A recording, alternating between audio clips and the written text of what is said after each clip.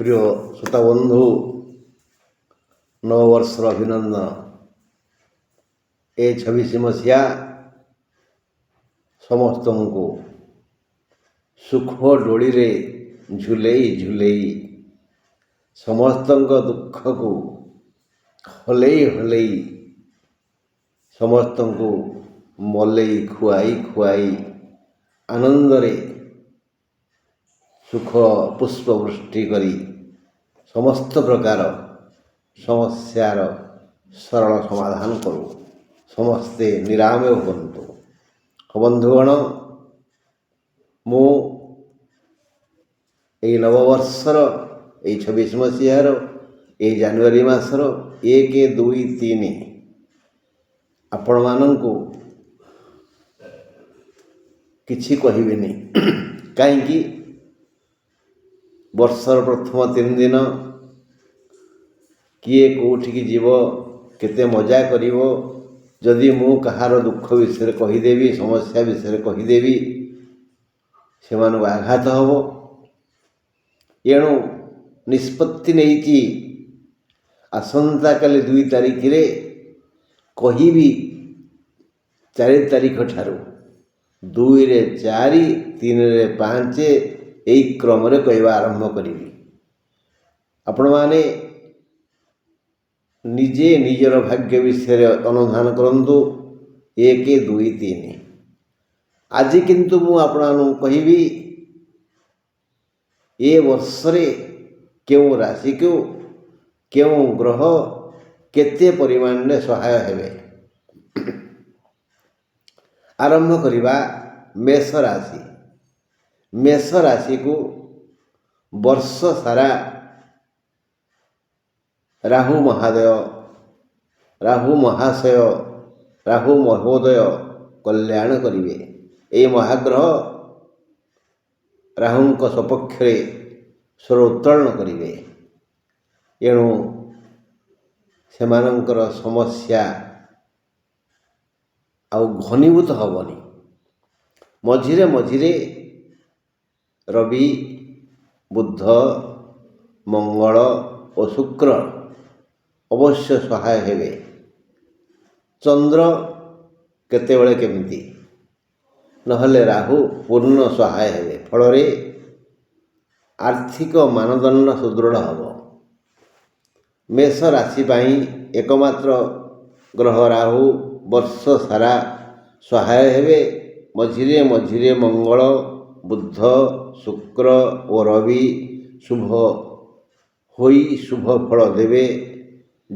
ଯେଉଁମାନଙ୍କ ଜନ୍ମଜାତକରେ ରାହୁ କୁମ୍ଭରେ ବା ମିଥୁନରେ ବା ତୃତୀୟରେ ବା ଷଷ୍ଠରେ ବା ଏକାଦଶରେ ଥିବେ, ସେମାନେ ଟିକେ ଅଧିକ ଲାଭ ପାଇବେ। ସେମାନଙ୍କର ଆର୍ଥିକ ମାନଦଣ୍ଡ ସୁଦୃଢ଼ ହେବ। ମେଷ ପାଇଁ ରାହୁ। ବେଶ, ବୃଷ କଥା ବୁଝିବା। ବୃଷ ରାଶି ପାଇଁ ବର୍ଷ ସାରା ବୃହସ୍ପତି ଓ ଶନି ଶୁଭ। ବୃହସ୍ପତି ଓ ଶନି ଏହି 2 ଗ୍ରହ ବୃଷ ରାଶିର ଜନତାଙ୍କୁ କଲ୍ୟାଣ କରିବେ ବର୍ଷ ସାରା। ମଝିରେ ମଝିରେ ସେମାନଙ୍କୁ ଏହି ଗ୍ରହ 4ଟି ରବି, ବୁଧ, ମଙ୍ଗଳ, ଶୁକ୍ର କଲ୍ୟାଣ କରିବେ। ଚନ୍ଦ୍ର କେତେବେଳେ କେମିତି। ବୃଷ ରାଶି ପାଇଁ ବର୍ଷ ସାରା ବୃହସ୍ପତି ଓ ଶନି ସହାୟ ହେବେ। ମଝିରେ ମଝିରେ ବୁଧ, ଶୁକ୍ର, ରବି ଓ ମଙ୍ଗଳ ଶୁଭ କଲ୍ୟାଣ କରି ମଙ୍ଗଳ କାମନା କରିବେ। ଜନ୍ମ ଜାତକରେ କେନ୍ଦ୍ରାଧିପତି ନ ହୋଇ ଯଦି ବୃହସ୍ପତି କେନ୍ଦ୍ରରେ ଥିବେ, ତେବେ ବର୍ଷ ସାରା ଧନ ବୃଦ୍ଧି ହେବ।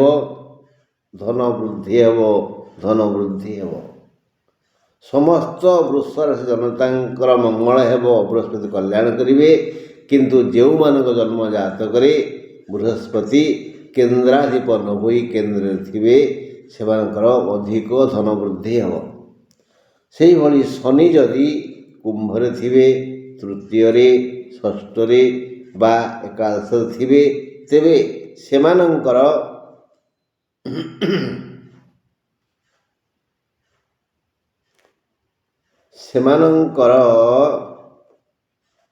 ବିଶେଷ ମଙ୍ଗଳ ହେବ। କ'ଣ ନା ଧନ ସମ୍ମାନ ଆଦର ମିଳିବ କର୍ମକ୍ଷେତ୍ରରୁ। ଶନି ଯଦି କୁମ୍ଭରେ ଥିବେ, ତୃତୀୟରେ ଷଷ୍ଠରେ ବା ଏକାଦଶରେ ଥିବେ, ତାହେଲେ ଏହି ବୃଷ ରାଶିର ବ୍ୟକ୍ତି କର୍ମକ୍ଷେତ୍ରରେ ପ୍ରବଳ ପରିଶ୍ରମ କରିବେ। କର୍ମକ୍ଷେତ୍ରରୁ ଧନ ସମ୍ମାନ ଆଦର ଅବଶ୍ୟ ପାଇବେ। ମିଥୁନ ରାଶି ପାଇଁ ବର୍ଷ ସାରା କେତୁ ଓ ଶନି ଶୁଭ। ମିଥୁନ ରାଶି ପାଇଁ ବର୍ଷ ସାରା କେତୁ ଓ ଶନି ଶୁଭ। ମଝିରେ ମଝିରେ ରବି ମଙ୍ଗଳ ବୁଧ ଶୁକ୍ର ସହାୟ ହେବେ। ଚନ୍ଦ୍ର କେତେବେଳେ କେମିତି ହେଲ୍ପ କରିବେ। ତେଣୁ ମିଥୁନ ରାଶି ପାଇଁ ଏଇ ଦୁଇ ଗ୍ରହ କେତୁ ଓ ଶନି ବର୍ଷସାରା ସହାୟ ହେବେ। ଦେଖିବା ମିଥୁନ କଥା। ମିଥୁନ ରାଶି ପାଇଁ ବର୍ଷ ସାରା କେତୁ ଓ ଶନି ଶୁଭ। ମଝିରେ ମଝିରେ ରବି ମଙ୍ଗଳ ବୁଧ ଶୁକ୍ର ଶୁଭ ହୋଇ ଭଲ ଫଳ ଦେବେ। ଜନ୍ମ ଜାତକରେ କେତୁ ଯଦି ଷଷ୍ଠ ଏକାଦଶ ଦଶମ ତୃତୀୟରେ ଥିବେ, ତେବେ ବର୍ଷ ସାରା ଭାଇ ଭଉଣୀ ସମ୍ପର୍କ ସୁଦୃଢ଼ ହେବ। କୌଣସି ଗଣ୍ଡଗୋଳ ହେବ ନାହିଁ। ଶନି ଯଦି ତୁଳାରେ ଥିବେ ବା ତୃତୀୟରେ ଥିବେ, ଷଷ୍ଠ ବା ଏକାଦଶରେ ଥିବେ, ତେବେ ମଙ୍ଗଳଙ୍କର ଦୃଷ୍ଟି ତାଙ୍କଠି ନଥିବ ବା ସେ ମଙ୍ଗଳଙ୍କ ସହ ନଥିବେ, ତେବେ କର୍ମ ଚଞ୍ଚଳ ରହି କର୍ମକ୍ଷେତ୍ରରୁ ସେ ଧନ ସମ୍ମାନ ଆଦର ପାଇ ଖୁସି ହେବେ। କର୍କଟ ପାଇଁ କୌଣସି ଗ୍ରହଙ୍କର ଦୟା ନାହିଁ। ସେମାନେ କରୁଥିବା ଧର୍ମର ଫଳ ସେମାନଙ୍କୁ ସହାୟ ହେବ। ଯଦି ସେମାନଙ୍କର ପିତାମାତା ଅଧିକ ସୁକୃତ କରିଥିବେ, ତାହେଲେ ସେମାନେ ଟିକେ ସୁଖ ପାଇବେ। ମଝିରେ ମଝିରେ ଅବଶ୍ୟ କର୍କଟ ରାଶିକୁ ରବି ମଙ୍ଗଳ ବୁଧ ଓ ଶୁକ୍ର ସହାୟ ହେବେ। ଯେବେ ସେମାନଙ୍କର ଅଧିପତି ଚନ୍ଦ୍ର ପ୍ରସନ୍ନ ହେବେ, ତେବେ ସେମାନଙ୍କର ମଙ୍ଗଳ ହେବ। ତେଣୁ କର୍କଟକୁ ଦୈବ ସାହା। କର୍କଟ ପାଇଁ କୌଣସି ଗ୍ରହ ଶୁଭ ନାହାନ୍ତି। କେବେ କେମିତି ଚନ୍ଦ୍ର ଆଉ ରବି ମଙ୍ଗଳ ବୁଧ ଶୁକ୍ରଙ୍କର ଦୟା ମିଳିବ, ତେବେ ତାଙ୍କର ମଙ୍ଗଳ ହେବ। ସେମାନଙ୍କୁ ଧର୍ମ ସାହା। ତେଣୁ କର୍କଟ ରାଶିର ବନ୍ଧୁମାନେ ଏବେଠାରୁ ଯଥାସମ୍ଭବ ଧର୍ମ କାର୍ଯ୍ୟରେ ମନ ଦିଅନ୍ତୁ, ମଙ୍ଗଳ ହେବ। ସିଂହ ରାଶି ପାଇଁ ବର୍ଷ ସାରା ବୃହସ୍ପତି ଶୁଭ। ବର୍ଷ ସାରା ବୃହସ୍ପତି ଶୁଭ। ସିଂହ ରାଶି ପାଇଁ ବର୍ଷସାରା ବୃହସ୍ପତି ଶୁଭ।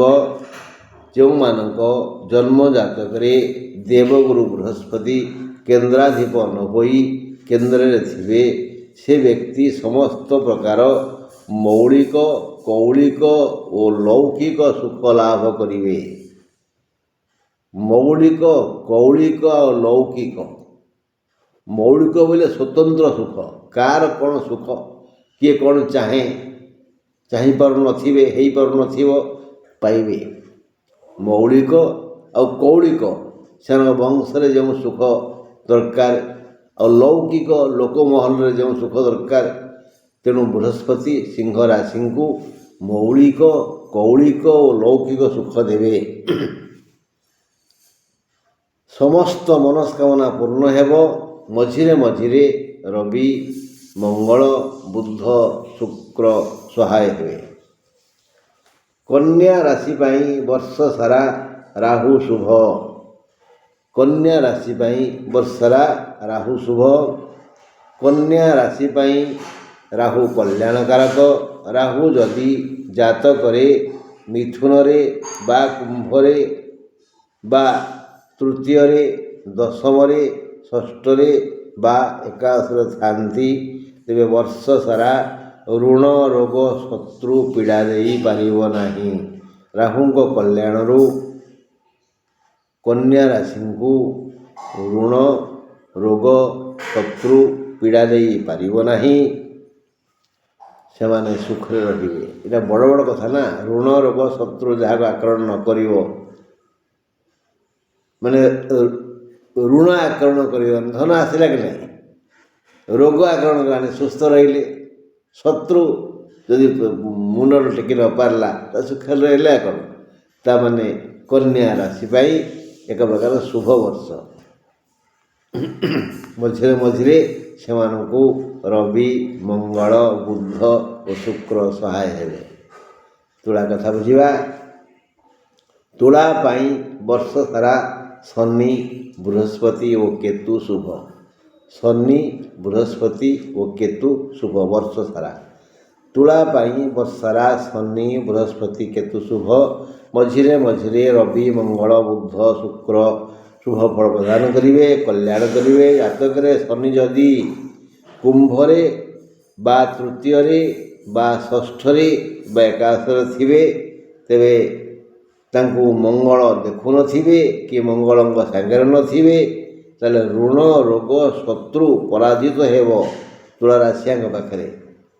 ଆଚ୍ଛା, ତାପରେ ଜାତକରେ ବୃହସ୍ପତି କେନ୍ଦ୍ରାଧିପ ନ ହୋଇ ଯଦି କେନ୍ଦ୍ରରେ ଥିବେ, ତେବେ ସନ୍ତାନ ସମ୍ବନ୍ଧୀୟ ସମାଚାର ଶୁଣି ଖୁସି ହେବେ ଆଉ ସନ୍ତାନ ସମ୍ବନ୍ଧୀୟ ସମସ୍ତ ସମସ୍ୟାର ସମାଧାନ ହେବ।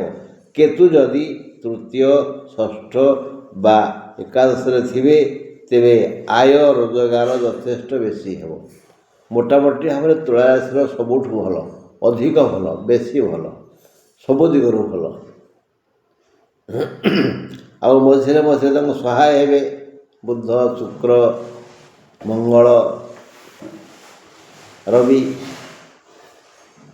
ଆସିବା ବିଛାବାକୁ।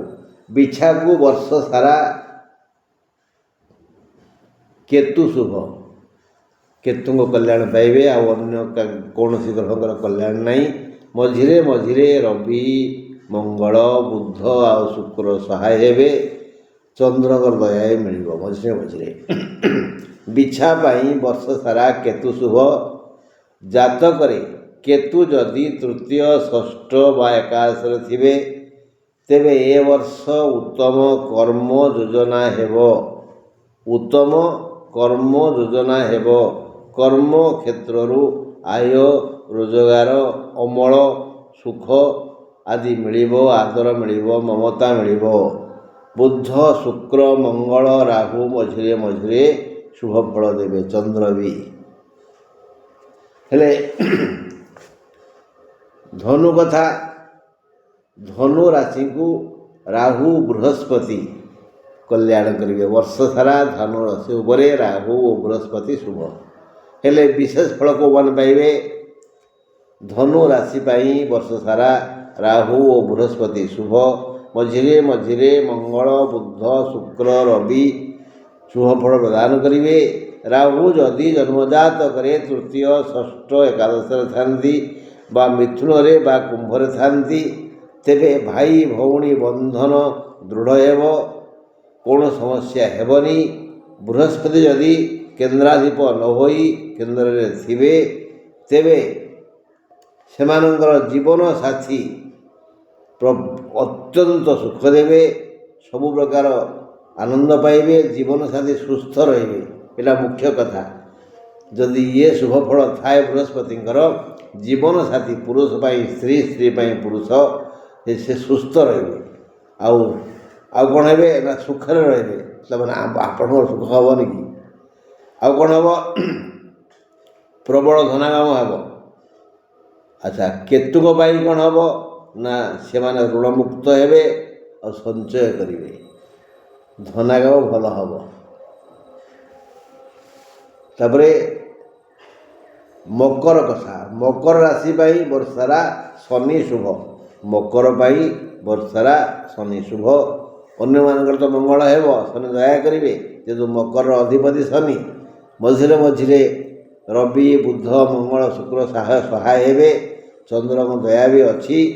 ମକର ରାଶି ପାଇଁ ସ୍ପେଶାଲ କ'ଣ, ଯେଉଁମାନେ ଜାତକରେ ସବୁ ଆହୁରି ସବୁ ଭଲ ଥିବ, ମକର ରାଶି ପାଇଁ ବର୍ଷ ସାରା ଶନି ଶୁଭ। ମଝିରେ ମଝିରେ ମଙ୍ଗଳ, ବୁଧ, ଶୁକ୍ର ଓ ରବି ଶୁଭ କଲ୍ୟାଣ କରିବେ। ଜାତକରେ ଶନି କୁମ୍ଭରେ ବା ତୃତୀୟରେ ବା ଷଷ୍ଠରେ ବା ଏକାଦଶରେ ଥିବେ, ସେ ବର୍ଷ ସାରା ଭ୍ରାତୃ କଳହ ହେବନି। ସମସ୍ତ ପାରିବାରିକ ସମସ୍ୟାର ସମାଧାନ ହେବ ଓ ଶାନ୍ତି ମିଳିବ। ଶନିଙ୍କ ଦୟାରୁ ମକର ପାଇଁ ଶୁଭ ଫଳ ଅଛି। କୁମ୍ଭ କଥା, କୁମ୍ଭକୁ ବର୍ଷ ସାରା ବୃହସ୍ପତି ସହାୟ। ତେଣୁ କୁମ୍ଭ ରାଶିର ଲୋକେ ବର୍ଷ ସାରା ବୃହସ୍ପତିଙ୍କ କଲ୍ୟାଣ ଲାଭ କରିବେ, ମଙ୍ଗଳ ହେବ। ସ୍ୱତନ୍ତ୍ର ଫଳ କେଉଁମାନେ ପାଇବେ? କୁମ୍ଭ ରାଶି ପାଇଁ ବର୍ଷ ସାରା ବୃହସ୍ପତି ଶୁଭ। ମଝିରେ ମଝିରେ ଶୁକ୍ର, ରବି, ମଙ୍ଗଳ ଓ ବୁଧ ଦୟା କରିବେ, ସୁଖ ଦେବେ।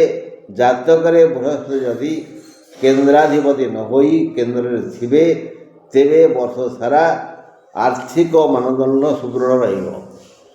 କୌଣସି ଅର୍ଥଗତ ସମସ୍ୟା ଜାତ ହେବନି। ଏବେ ଦେଖିବା ଶେଷ ରାଶି ମୀନ ରାଶି। ମୀନ ରାଶିକୁ ବର୍ଷ ସାରା କେତୁ ଦୟା କରିବେ, କେତୁ ଶୁଭ। ମୀନ ରାଶି ପାଇଁ ବର୍ଷ ସାରା କେତୁ ଶୁଭ। ମଝିରେ ମଝିରେ ରବି, ମଙ୍ଗଳ, ବୁଧ, ଶୁକ୍ର ଶୁଭ କଲ୍ୟାଣ କରିବେ, ସୁଖ ଦେବେ। ମାତ୍ର ଯାହାର ଜାତକରେ କେତୁ ଦଶମରେ, ଏକାଦଶରେ, ଷଷ୍ଠରେ ବା ତୃତୀୟରେ ଥିବେ, ତେବେ ଋଣ, ରୋଗ, ଶତ୍ରୁ ପରାସ୍ତ ହେବ। ସେମାନେ ଏଇ ଯେଉଁ ସମସ୍ୟା ଋଣଗତ, ରୋଗଗତ ଓ ଶତ୍ରୁଗତ ଦଣ୍ଡ ଆଦୌ ପାଇବେନି, ମାନସିକ ଶାନ୍ତି ପାଇବେ। ମୀନ ରାଶି ପାଇଁ ଶୁଭ। ବନ୍ଧୁ, ଏ ହେଲା ବାର୍ଷିକ ରାଶିଫଳର ସାରାଂଶ। ଦହି ଭିତରୁ ଯେମିତି ଅଳ୍ପ ଲହୁଣୀ ସଂଗ୍ରହ ହୁଏ, ଆଉ ସବୁ ପାଣି, ଇଏ ହେଲା ସାରାଂଶ। ଏଇ ସାରାଂଶକୁ ଶୁଣି ସେଥିରୁ ଘିଅ ବାରନ୍ତୁ, ନିଜର କର୍ମ ଯୋଜନା ପ୍ରସ୍ତୁତ କରନ୍ତୁ। ବନ୍ଧୁ, ଆସନ୍ତାକାଲିଠାରୁ ମୁଁ ଜାନୁଆରୀ ମାସର 4 ତାରିଖଠୁ ଦୈନିକ ରାଶିଫଳ ଆରମ୍ଭ କରିବି। 2 ତାରିଖରେ କହିବି, 4 ତାରିଖର, 3ରେ 5 ତାରିଖର, ଏହି କ୍ରମରେ ଆରମ୍ଭ କରିବି ବୋଲି ଯୋଜନା କରିଛି। କିଏ ଜାଣେ ବିଧି ବିଧାନ କ'ଣ? ଈଶ୍ୱର ନ ଚାହିଁଲେ ତ ଗଛର ପତ୍ର ହଲିବନି, ନିଶ୍ୱାସ ଚାଲିବନି, ଯୋଜନା ସଫଳ ହେବ କେମିତି? ରହିଲି, ନମସ୍କାର, ହାପି ନ୍ୟୁ ଇୟର।